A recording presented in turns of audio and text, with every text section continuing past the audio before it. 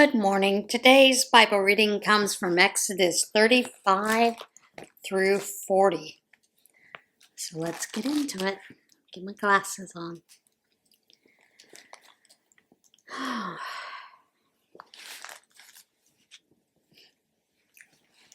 Moses spoke to the entire congregation of Israel, saying, "These are the things that God has commanded you to do. Work 6 days, but the seventh day will be a holy rest day.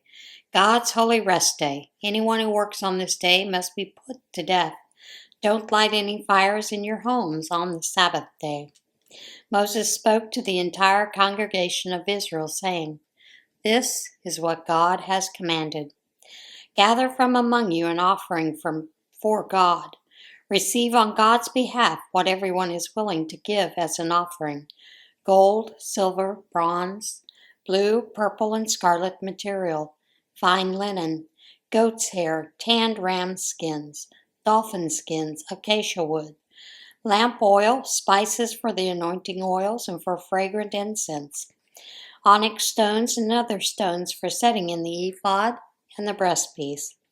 Come, all of you who have skills, come and make everything that God has commanded: the dwelling with its tent and cover, its hooks, frames, crossbars, posts, and bases, the chest with its poles, the atonement cover and veiling curtain, the table with its bowls and implements and the bread of the presence, the lampstand for giving light with its furnishings and lamps and the oil for lighting, the altar of incense with its poles, the anointing oil, the fragrant incense, the screen for the door at the entrance to the dwelling,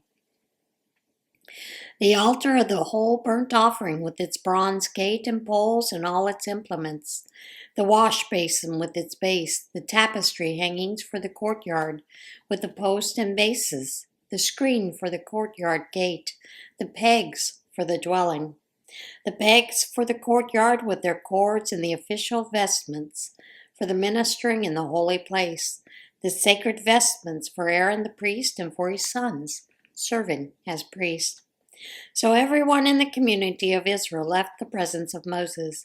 Then they came back, everyone whose heart was roused, whose spirit was freely responsive, bringing offerings to God for the building of the tent of meeting, furnishing it for worship and making the holy vestments.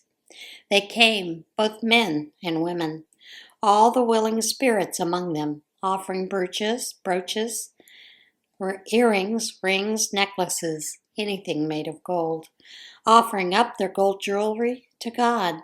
And anyone who had blue, purple, and scarlet fabrics, fine linen, goat's hair, tan leather, and dolphin skins brought them. Everyone who wanted to offer up silver or bronze as a gift to God brought it. Everyone who had acacia wood that could be used in the work brought it. All the women skilled at weaving brought their weavings of blue, purple, and scarlet fabrics and their fine linens. And all the women who were gifted in spinning spun the goat's hair. The leaders brought onyx and other precious stones for the setting in the ephod and the breastpiece. They also brought spices and olive oil for lamp oil, anointing oil and incense. Every man and woman in Israel whose heart moved them freely to bring something for the work that God through Moses had commended them to make, brought it, a voluntary offering for God. Moses told the Israelites, "See, God has selected Bezalel, son of Uri, son of Hur, of the tribe of Judah. He's filled him with the Spirit of God, with skill, ability, and know-how for making all sorts of things, to design and work in gold, silver, and bronze, to carve stones and set them, to carve wood, working in every kind of skilled craft. And he's also made him a teacher, he and Oholiab, son of Ahishamach, of the tribe of Dan. He's gifted them with the know-how needed for carving, designing, weaving, and embroidering in blue, purple, and scarlet fabrics, and in fine linen. They can make anything and design anything." Bezalel and Oholiab, along with everyone whom God has given the skill and know-how for making everything involved in the worship of the sanctuary as commanded by God, are to start to work.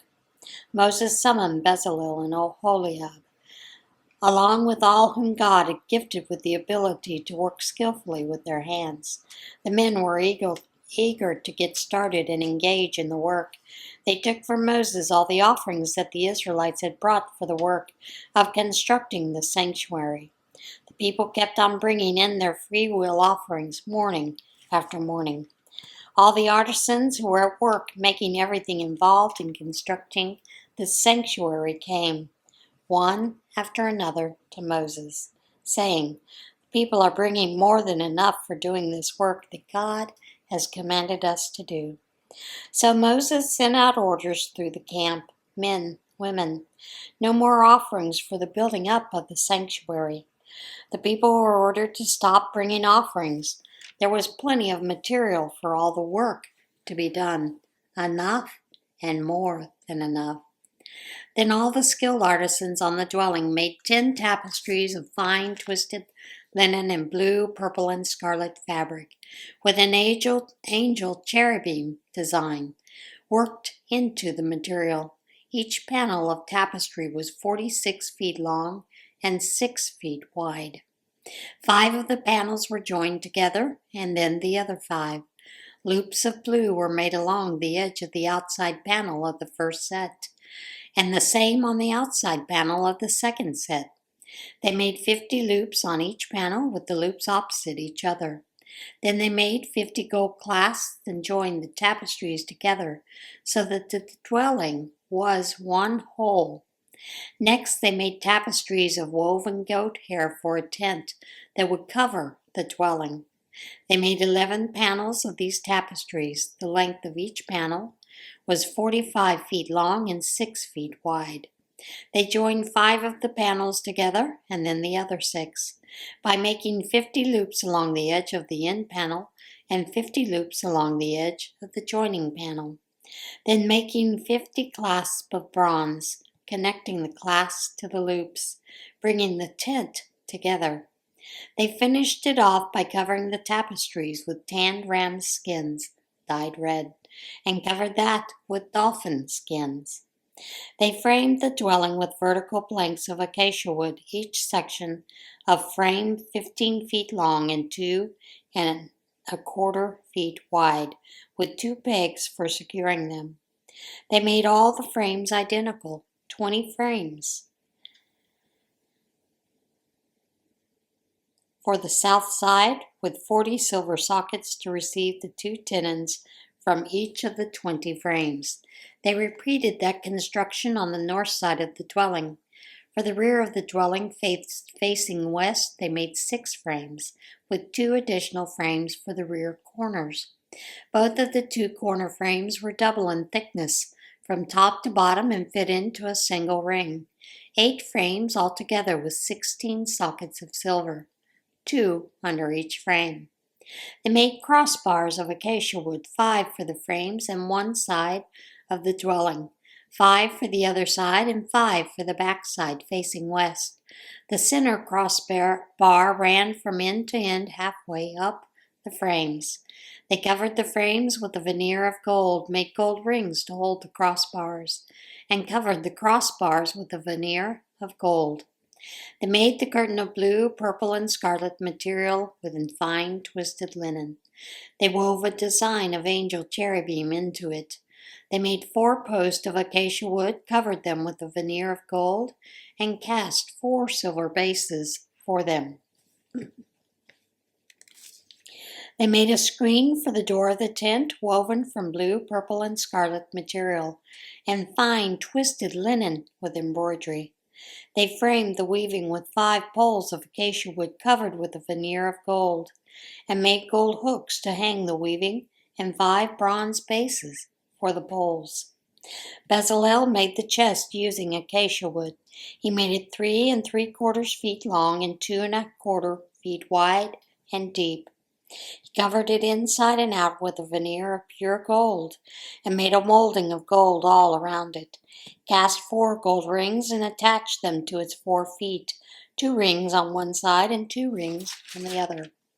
He made poles from acacia wood, covered them with a veneer of gold, inserted the poles for carrying the chest into the rings on the sides. Next, he made a lid of pure gold for the chest and atonement cover, 3 3/4 feet long and 2 1/4 feet wide. He sculpted 2 winged angel cherubim out of hammered gold for the ends of the atonement cover. One angel at one end, one angel at the other. He made them of one piece with the atonement cover. The angels had outstretched wings and appeared to hover over the atonement cover, facing one another but looking down on the atonement cover. The table, he made the table from acacia wood. He made it 3 feet long, 1 1/2 feet wide, and 2 1/4 feet high. Covered it with a veneer of pure gold and made a molding of gold all around it. He made a border and a handbreadth wide all around it and a rim of gold for the border.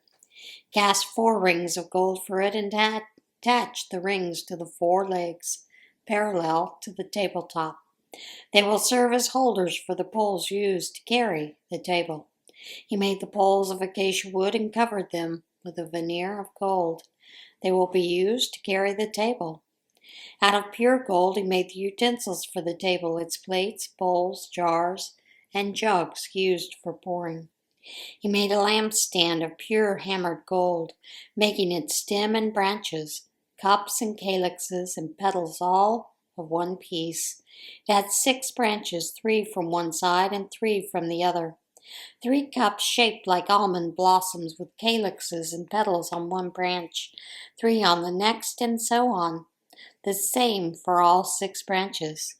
On the main stem of the lampstand, there were 4 cups shaped like almonds, with calyxes and petals, a calyx extending from under each pair of the 6 branches.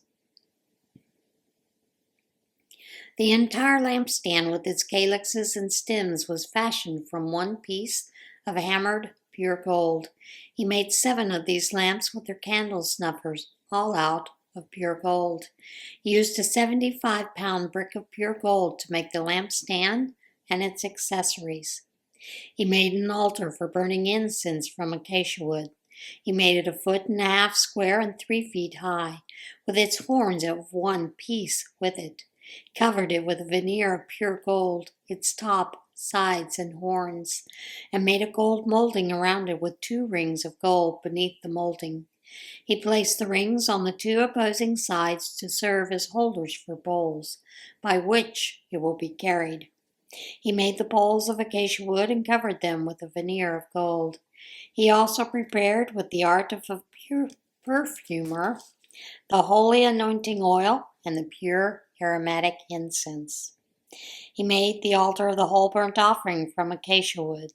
He made it 7.5 feet square and 4.5 feet high. He made horns at each of the 4 corners.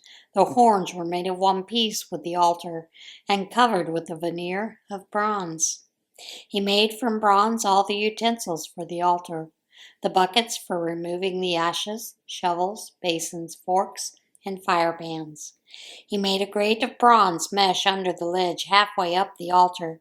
He cast 4 rings of each of the 4 corners of the bronze grating to hold the poles. He made the poles of acacia wood and covered them with a veneer of bronze. He inserted the poles through the rings on the 2 sides of the altar for carrying it. The altar was made out of boards. It was hollow. He made the bronze wash basin and its bronze stand from the mirrors of the women's work group, who were assigned to serve at the entrance to the tent of meeting. And he made the courtyard. On the south side, the hangings for the courtyard, woven from fine twisted linen, were 150 feet long, with their 20 posts and 20 bronze bases and fastening hooks and bands of silver. The north side was exactly the same. The west end of the courtyard had 75 feet of hangings with 10 posts and bases, and fastening hooks and bands of silver. Across the 75-foot at the front or east end were 22.5 feet of hangings, with their 3 posts and bases on one side and the same for the other side. All the hangings around the courtyard were of fine twisted linen. The bases for the posts were bronze, and the fastening hooks and bands on the post were of silver. The posts of the courtyard were both capped and banded with silver. The screen at the door of the courtyard was embroidered in blue, purple, and scarlet fabric, with fine twisted linen. It was 30 feet long and 7.5 feet high, matching the hangings of the courtyard. There were 4 posts with bases of bronze and fastening hooks of silver. They were capped and banded in silver. All the pegs for the dwelling in the courtyard were made of bronze. This is an inventory of the dwelling that housed the testimony, drawn up by order of Moses for the work of the Levites under Ithamar, son of Aaron the priest.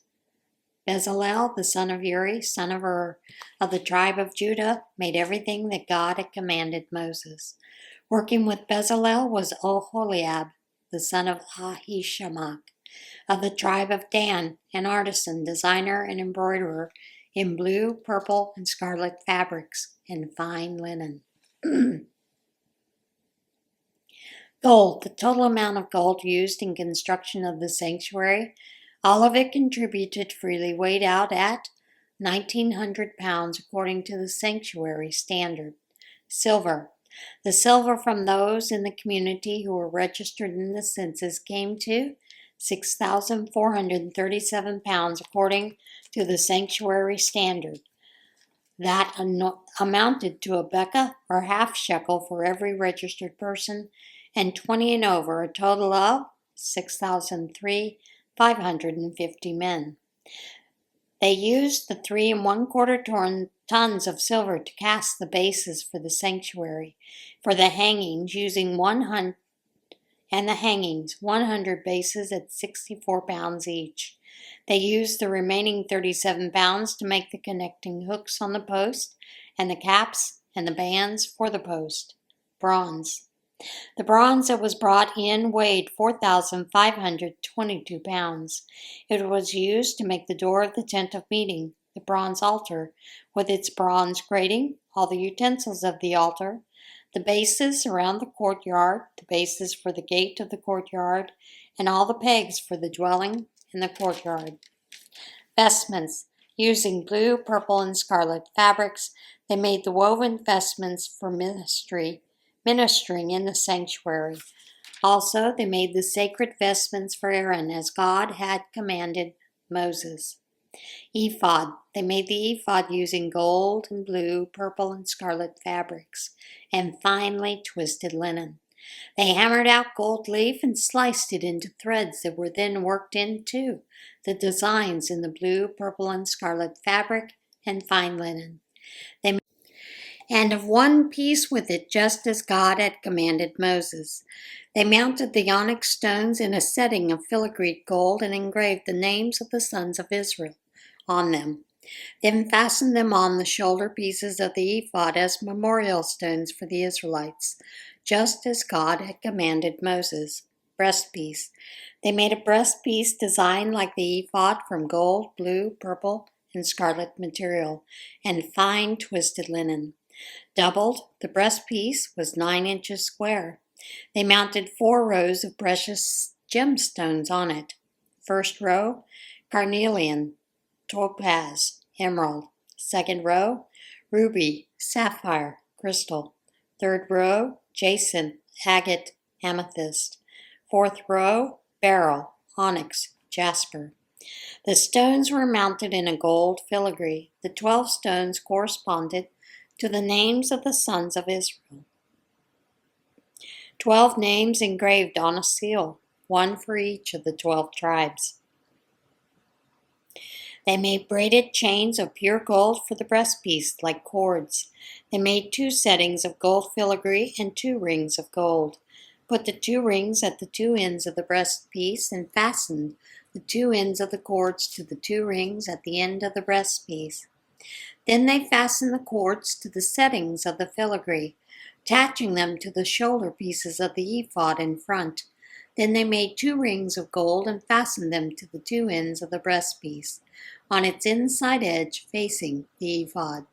They made 2 more rings of gold and fastened them in front of the ephod, to the lower part of the 2 shoulder pieces near the seam above the decorated band of the ephod. The breastpiece was fastened by running a cord of blue through its rings to the rings of the ephod, so that it rested secure on the decorated band of the ephod and wouldn't come loose, just as God had commanded Moses. They made the robe for the ephod entirely of blue. The opening of the robe at the center was like a collar, the edge hemmed so that it wouldn't tear. On the hem of the robe they made pomegranates of blue, purple, and scarlet material, and fine twisted linen. They also made bells of pure gold and alternated the bells and pomegranates, 1 bell and a pomegranate, a bell and a pomegranate, all around the hem of the robe that was worn for ministering, just as God had commanded Moses. They also made the tunics of fine linen, the work of a weaver, for Aaron and his sons, the turban of fine linen, the linen hats, the linen underwear made of fine twisted linen, and sashes of fine twisted linen, blue, purple, and scarlet material, and embroidered, just as God had commanded Moses. They made the plate, the sacred crown of pure gold, and engraved on it as a seal, holy to God. They attached a blue cord to it and fastened it to the turban, just as God had commanded Moses. That completed the work of the dwelling and the tent of meeting. The people of Israel did what God had commanded Moses. They did it all.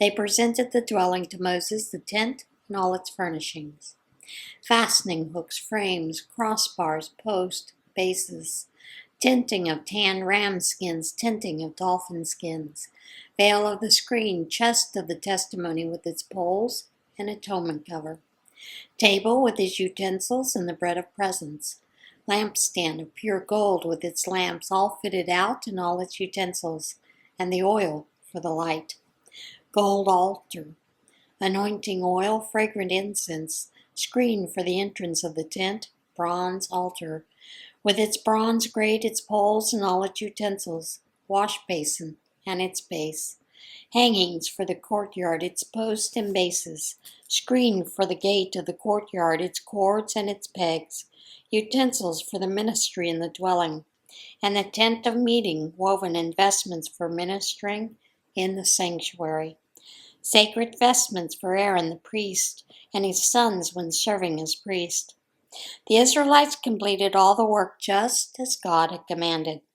Moses saw that they had done all the work and done it exactly as God had commanded. Moses blessed them. God spoke to Moses on the first day of the first month, set up the dwelling, the tent of meeting, placed the chest of the testimony in it, and screened the chest with its curtain. Bring in the table and set it, arranging its lamppost and lamps. Place the gold altar of incense before the chest of the testimony, and hang the curtain at the door of the dwelling. Place the altar of whole burnt offering at the door of the dwelling, the tent of meeting. Place the wash basin between the tent of meeting and the altar, and fill it with water. Set up the courtyard on all sides and hang the curtain at the entrance to the courtyard. Then take the anointing oil and anoint the dwelling and everything in it. Consecrate it and all its furnishings, so that it becomes holy.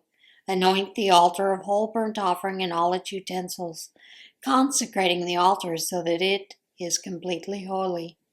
Anoint the wash basin and its base. Consecrate it. Finally, bring Aaron and his sons to the entrance of the tent of meeting and wash them with water. Dress Aaron in the sacred vestments, anoint him, consecrate him to serve me as priest. Bring his sons and put tunics on them. Anoint them, just as you anointed their father, to serve me as priest. Their anointing will bring them into perpetual priesthood down through the generations. Moses did everything God commanded. He did it all. On the first day of the first month of the second year, the dwelling was set up. Moses set it up. He laid its bases, erected the frames, placed the crossbars in the post, spread the tent over the dwelling, and put the covering over the tent, just as God commanded Moses. Placed the testimony in the chest, inserted the poles for carrying the chest, and placed the lid, the atonement cover, on it.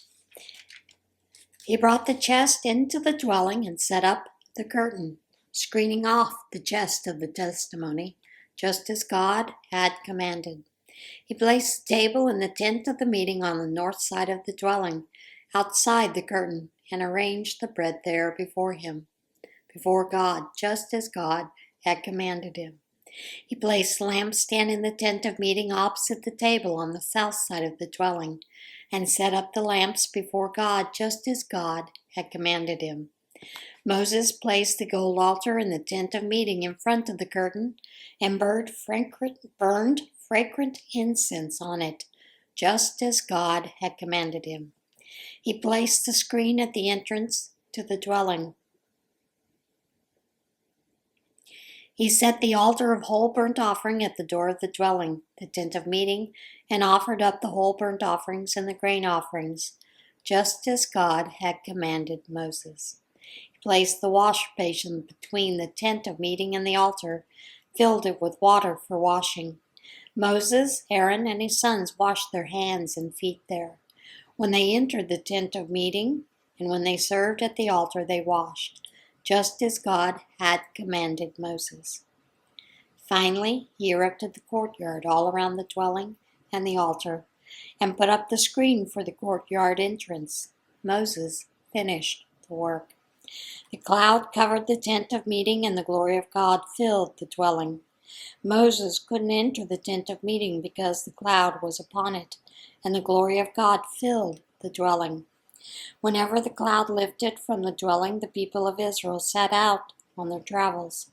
But if the cloud did not lift, they wouldn't set out until it did lift. The cloud of God was over the dwelling during the night, and the fire was in it at night, visible to all the Israelites in all their travels. And that is it for today's Bible reading. As always, get in touch with God today, and I will see you again tomorrow. Bye.